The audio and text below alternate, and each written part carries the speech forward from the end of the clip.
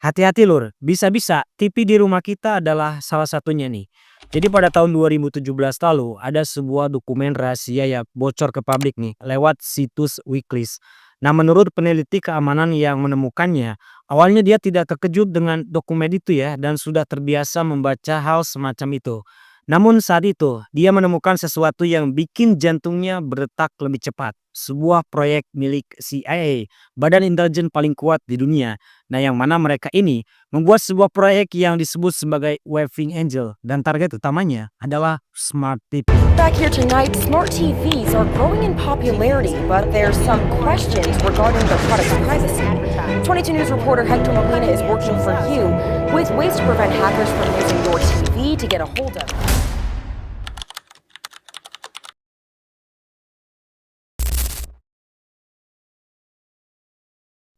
Yo, what's up lur? Seperti biasa ya, kita akan bahas lagi soal isu dan kasus seputar dunia maya.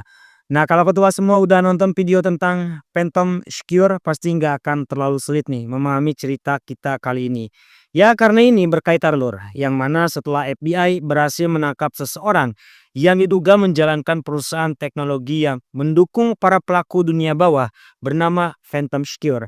Nah, FBI ini membuat sebuah langkah gila nih. Langkah yang mungkin menimbulkan pro dan kontra di mata publik lur. Karena apa yang mereka lakukan menimbulkan pertanyaan benar atau salah. Tapi sebelum kita bahas tentang bagaimana FBI membuat dunia bawah ketakutan dan apa yang mereka lakukan sampai bisa menghancurkan kartel-kartel besar tersebut lur. Oke, seperti biasa ya, bantu channel ini supaya lebih berkembang lagi dan menjadi satu-satunya channel terbesar di sekampung Datar Ulu. Jadi buat ketua semua yang belum subscribe langsung aja like, share, dan subscribe dulu lur.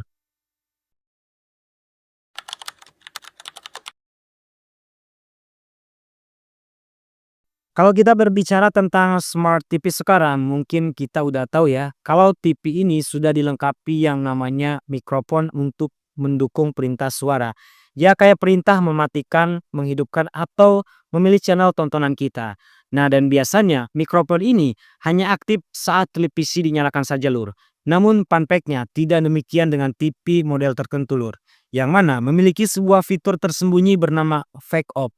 Nah, fitur ini hanya bisa diakses melalui kombinasi tombol rahasia lur, yaitu dengan menekan mute plus 182 plus power. Nah, sebenarnya perintah itu akan membuat si televisi ini seperti mati, layar padam, suara lenyap, tapi perangkatnya tetap hidup dan diam-diam mengamati aktivitas si pemilik, di mana mikrofon akan tetap aktif, merekam setiap suara dan setiap percakapan yang berlangsung di dalam ruangan itu.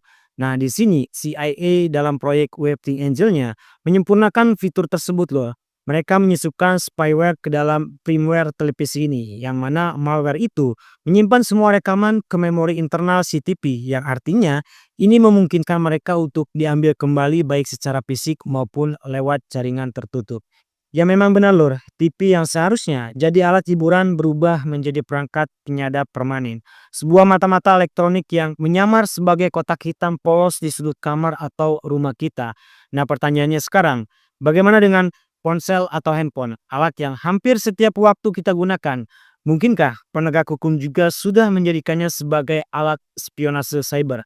Nah ini kita akan bahas lur di bagian selanjutnya ya. Bagaimana FBI menciptakan sebuah ponsel terenkripsi dan dianggap paling aman digunakan sebagai alat komunikasi bernama Enom.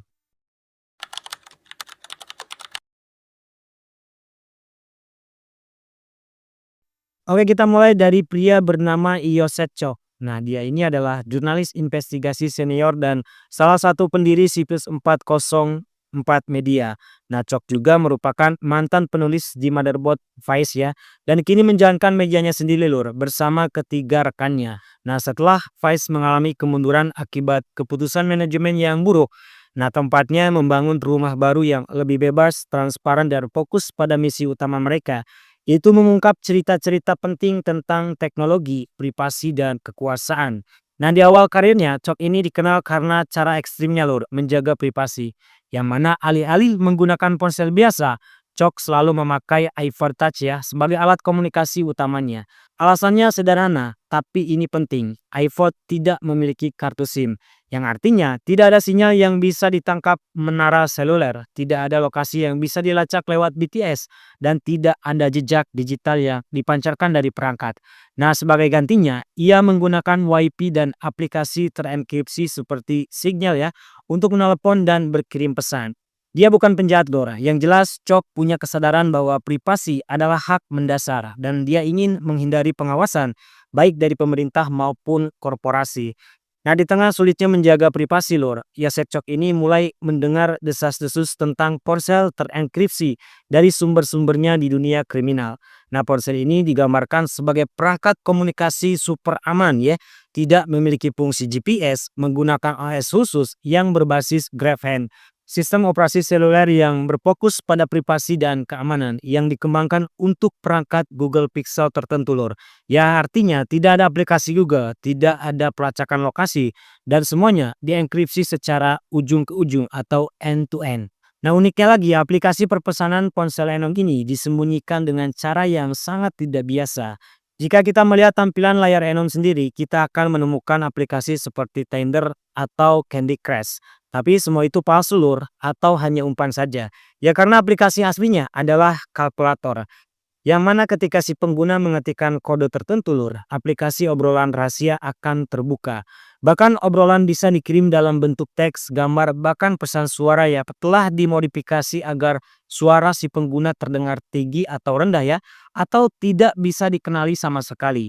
Ya bisa dibilang ponsel ini sangat ideal lah untuk siapapun yang ingin menjaga komunikasi mereka tetap rahasia. Namun masalahnya, siapa orang yang menciptakannya dan benarkah ponsel Enong ini adalah jebakan yang dibuat oleh FBI. Nah, langsung aja kita bahas di bagian selanjutnya, Lur. Atau kalau ketua ingin lebih detail nih tentang penjelasannya, bisa langsung tonton podcast Yosef Chok ini ya. Linknya saya sudah taruh di deskripsi. Jadi gas ke aja.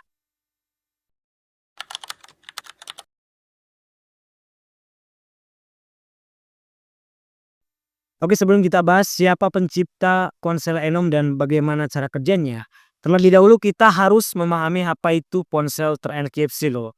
Jadi ponsel itu sudah seperti perangkat khusus ya. Nah biasanya ponsel terenkripsi ini tidak memiliki kamera atau GPS dan dirancang untuk memberikan privasi maksimal loh bagi si penggunanya. Alasan orang-orang menggunakan ponsel ini ya sebenarnya bermacam-macam loh. Tapi yang pasti karena mereka yang menggunakannya tidak ingin dilacak, mulai dari politisi, militer, perusahaan besar, hingga para pelaku dunia bawah. Mereka memanfaatkan ponsel jenis ini untuk saling berkomunikasi. Nah, sebagian besar ponsel terenkripsi adalah ponsel biasa yang dimodifikasi nih dengan alat privasi tambahan.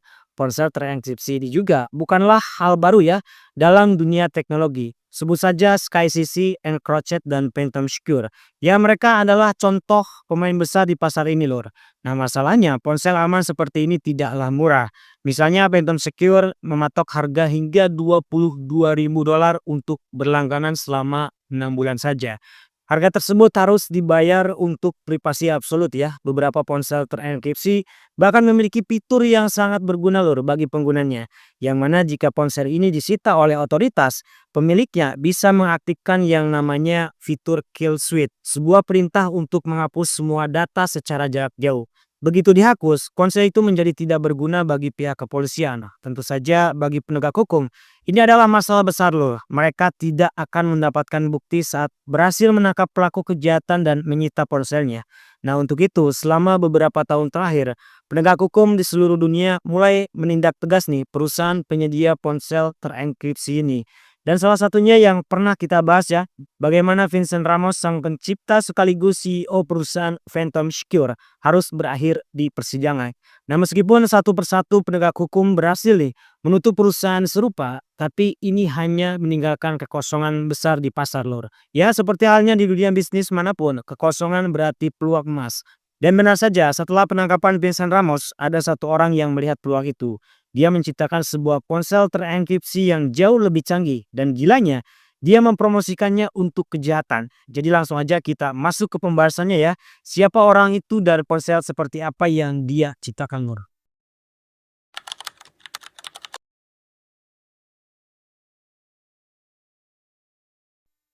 Di tahun 2018, seorang pembisnis licik yang dikenal dengan nama samarannya Epco. Nah, dia ini adalah ahli dalam bisnis ponsel terenkripsi, Lur. Bahkan dia terlibat dalam penjualan perangkat Phantom Secure ya kepada para pelaku dunia bawah. Epco ini memang tidak terlalu mahir nih dalam pemrograman. Dia juga bukan seorang jenius hacker atau enkripsi, tapi yang jelas dia adalah orang yang pandai memanfaatkan peluang. Nah, sebelumnya dia juga pernah bekerja sama dengan salah satu penyelundup narkoboy paling terkenal di Australia. Dia adalah Hakan Aik, seorang pria yang dijuluki Facebook Gangster Lord. Ya, karena dia sering memamerkan gaya hidup kriminalnya di media sosial. Nah, Epco ini yang terlibat dengan aktivitas dunia bawah. Dia tahu betul ya, setelah perusahaan-perusahaan ponsel terenkripsi khususnya Phantom Secure tumbang, para penjahat butuh alat komunikasi baru yang jauh lebih aman dan canggih. Nah, di sini Epco mulai merancang sebuah rencana, Lur. Dia ingin meluncurkan ponsel terenkripsi besar berikutnya. Nah, ponsel ini yang nantinya kita kenal dengan ponsel Enom. Nah, ponsel ini awalnya adalah ponsel Google Pixel biasa ya, yang dimodifikasi untuk menjalankan sistem operasi khusus bernama Arcan OS, atau dalam bahasa sederhananya modifikasi custom ROM kayak gitu, Lur. Nah, dari luar ponsel ini terlihat seperti ponsel biasa aja ya, lengkap dengan aplikasi seperti Tinder, Netflix, dan Spotify. Tapi ketika disentuh, aplikasi-aplikasi itu tidak berfungsi sama sekali. Ya, semua itu hanyalah umpan. Karena sebenarnya Enon memiliki fitur khusus seperti Pin Scrambling, Lur, yang mengacak posisi angka di layar sehingga orang di sekitar kita tidak bisa menebak kode sandi kita sendiri. Namun kecanggihan sesungguhnya akan muncul ketika kita memasukkan PIN rahasia.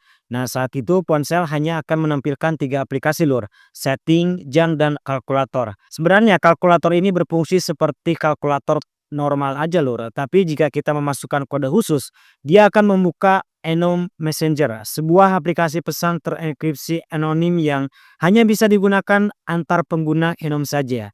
Ya, tentu saja seperti teknologi terenkripsi sebelumnya, ponsel Enom juga dilengkapi dengan fitur kill switch ini. Ya, bisa dibilang dengan ponsel ini, Epco akan memimpin Enom layaknya startup teknologi besar, loh. Tapi di sini dia sadar ya, bisnisnya tidak 100% legal. Apalagi jika alatnya digunakan oleh para pelaku dunia bawah. Tentu itu akan menyita perhatian penegak hukum. Dia juga mungkin belajar dari para pendahulunya yaitu Vincent Ramos ya. Yang mana bagian terburuknya Epco bisa saja berakhir seperti di penjara. Nah, untuk itu Epco membuat sebuah langkah gila, Lur. Langkah yang akan kita kenal nanti sebagai operasi Trojan Sail. Nah, di sini dia memilih bekerja sama dengan FBI ya, dengan harapan jika sampai tertangkap, Epco ini akan aman dari hukuman. Nah, jadi langsung aja kita bahas ya bagaimana respon penegak hukum atas rencana Epco ini, Lur. Apakah mereka akan setuju atau tidak? Jadi cekidot aja.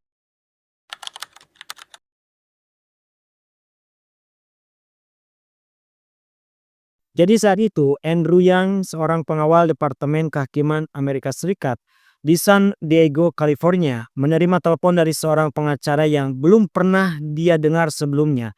Nah, pengacara itu mengatakan, "Saya ingin bertemu Anda besok." Nah, ternyata klien pengacara itu adalah Epco, Lur. Si pengacara tersebut menawarkan kerjasama yang mana Epco ini bersedia nih memberikan produk Enom kepada FBI. Tawaran itu ya sederhana tapi gila ya. Epco akan membangun generasi baru ponsel terenkripsi dan penegak hukum akan memiliki akses penuh nih melalui backdoor khusus. Entah apa motif Epco di sini ya mengajukan kerjasama itu, Lur. Yang jelas pengacaranya mempresentasikan Enom kepada pihak berwenang layaknya demo startup teknologi Silicon Valley lah. Di sisi lain, Andrew Yang dan timnya menyambut rencana Epco ini, Lur, dengan baik ya. Ya, tentu ini peluang sekali seumur hidup. Apa yang bisa lebih berharga daripada mengendalikan ribuan perangkat yang didesain khusus untuk para penjahat. Ya, singkatnya FBI setuju bekerja sama dengan Epco.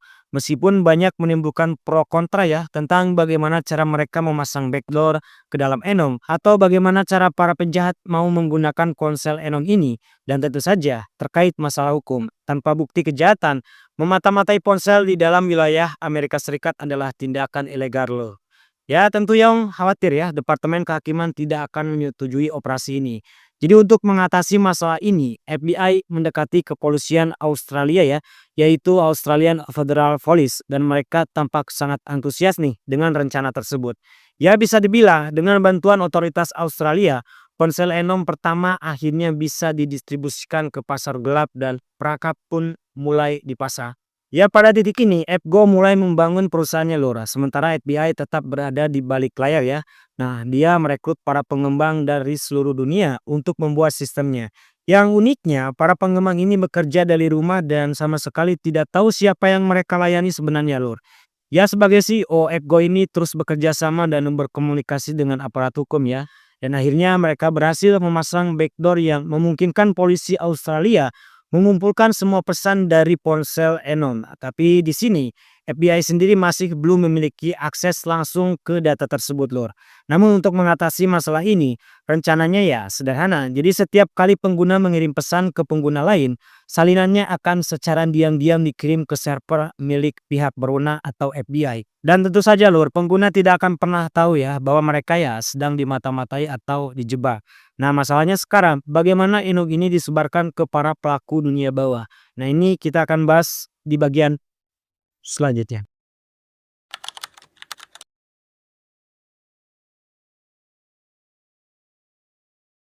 Seperti Phantom Secure, ponsel Enong ini disebarkan mengandalkan pemasaran dari mulut ke mulut. Nah, Edco yang masih memiliki jaringan dengan beberapa para pelaku dunia bawah mulai membagikan ponselnya ini secara gratis kepada para penjahat di Australia, Lur. Nah, dengan syarat para penerima harus menceritakan perangkatnya ini kepada kenalannya dan begitu seterusnya ya. Dan setelah serangkaian uji coba, tibalah momen penting ya di mana seorang petugas dari kepolisian Australia duduk menatap layar komputernya, menunggu pesan pertama dari ponsel Enom yang berhasil mereka sebarkan sebelumnya. Ya saat pesan itu muncul, ia hampir tidak percaya Lur. Semua rencana yang dipresentasikan AppGo ini benar-benar berhasil Lur. Nah di tahun 2019 saja, Enom sudah memiliki ratusan pengguna. Bahkan permintaannya terus melonjak ya. Ponsel ini mulai dikirim ke seluruh negeri Lur. Mulai dari para pengedar narkoboy, mafia Itali, dan geng motor menggunakannya untuk berbisnis. Nah, kepolisian Australia terus nih memantau setiap pesan dengan detail ya, mendapatkan bukti berharga soal operasi yang direncanakan oleh para pelaku dunia bawah. Namun di satu sisi, FBI masih belum bisa membaca pesan-pesan itu secara langsung. Mereka hanya mendapatkan salinan dari data pesan tersebut loh. Artinya Andrew yang butuh izin dari orang yang lebih tinggi ya untuk membangun servernya sendiri. Nah setelah banyak rapat dan lobby, akhirnya FBI mendapatkan persetujuan lur. Tapi masalah baru muncul, mengoperasikan server berbasis pesan yang disebarkan di wilayah Amerika Serikat adalah tindakan ilegal. Dan Australia secara hukum tidak boleh ya membagikan data intelijennya. Yang artinya FBI butuh negara ketiga nih untuk menjadi tuan rumah server mereka. Nah dan di sini Andrew Yang mendekati beberapa negara Uni Eropa dan akhirnya Lituania bersedia nih menampung server milik FBI. Nah ini juga menandai awal dari apa yang kita kenal dengan operasi Trojan Sail. Sederhananya adalah perangkap global yang membuat dunia kriminal tanpa sadar menggunakan alat milik FBI untuk mengatur bisnis ilegal mereka. Dan saat itu lor, salah satu target FBI ini adalah Maxilla Ripkin, gembong narkoboy asal Swedia yang dijuluki sebagai Microsoft. Nah pria yang tubuhnya penuh bekas luka dan di lengan kanannya ada tato 3 monyet. Microsoft menjalankan laboratorium metamfetamin ya di Swedia dan memiliki koneksi luas di dunia kriminal. Lur. Nah kebetulan sindikatnya menggunakan komunikasi terenkripsi bernama EncroChat ya untuk berkomunikasi. Namun musim panas 2020 semua pengguna EncroChat ini termasuk Microsoft menerima pesan yang misterius di mana saat itu pihak berwenang di Eropa sedang membongkar EncroChat. Nah mendengar itu dia panik dan butuh metode komunikasi baru yang lebih aman lor. Nah untuk itu Microsoft sempat pergi nih ke Istanbul dan bertemu dengan Hakan Ayik. Kalau ketua masih ngeh Abo ini pernah bekerja sama dengannya ya. Dan benar lor, Hakan Ayik ini saat itu sedang berusaha memperluas jangkauan ponsel Enom dan melihat potensi besar di Swedia. Nah pertemuan itu menciptakan kemitraan bisnis baru di mana mereka ini sepakat mendorong Enom ini secara global dan menjadi distributor besar. Kembali ke Swedia Lur, di sana Microsoft langsung bergerak cepat. Dia merekrut jaringan untuk mendistribusikan ponsel Enom ini. Nah dengan tumbangnya EncroChat, tentu Enom berkembang pesat.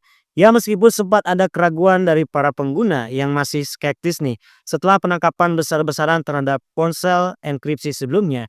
Jadi ya gak heran kalau semua orang saat itu waspada. Tapi untuk membangun kepercayaan, Microsoft di sini menyebarkan cerita bahwa pendiri Enum sedang diburu oleh FBI.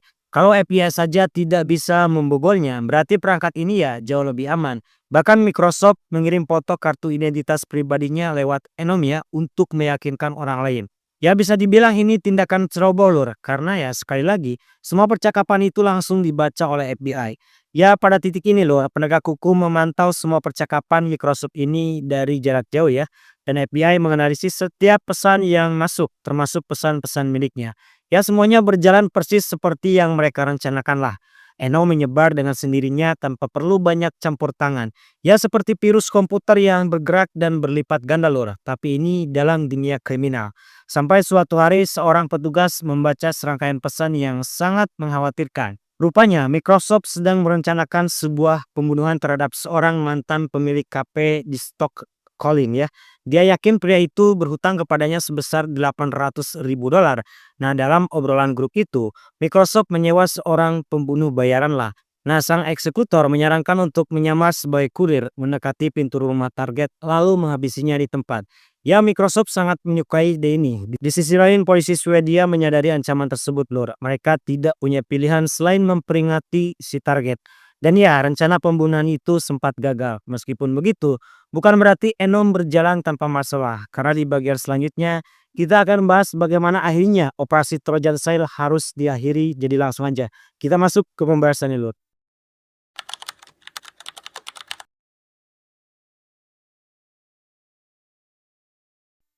Di tahun 2021, Enon telah menyebar dengan cepat dan tercatat sekitar 12.000 pengguna dengan jutaan pesan yang dikirim dalam 45 bahasa berbeda lur.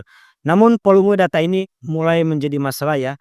Para agen FBI kewalahan menyaring begitu banyak pesan yang datang dari seluruh dunia ini lur.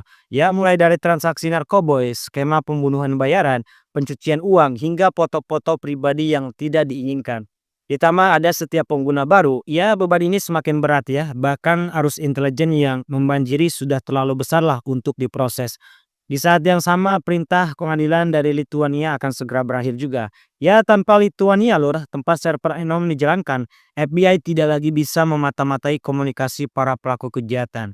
Dan setelah kurang lebih 4 tahun, operasi Trojan Sail harus diakhiri. Ya selanjutnya adalah penangkapan. Para pengguna Enom di seluruh dunia dikejutkan oleh polisi bersenjata yang menerobos masuk ke rumah mereka. Seolah-olah mengetahui semua detail bisnis ilegal mereka loh. FBI juga akhirnya mengungkap rahasia di balik ponsel Enom. Mereka mengakui telah mengembangkan dan mengoperasikan perusahaan ponsel terenkripsi mereka sendiri.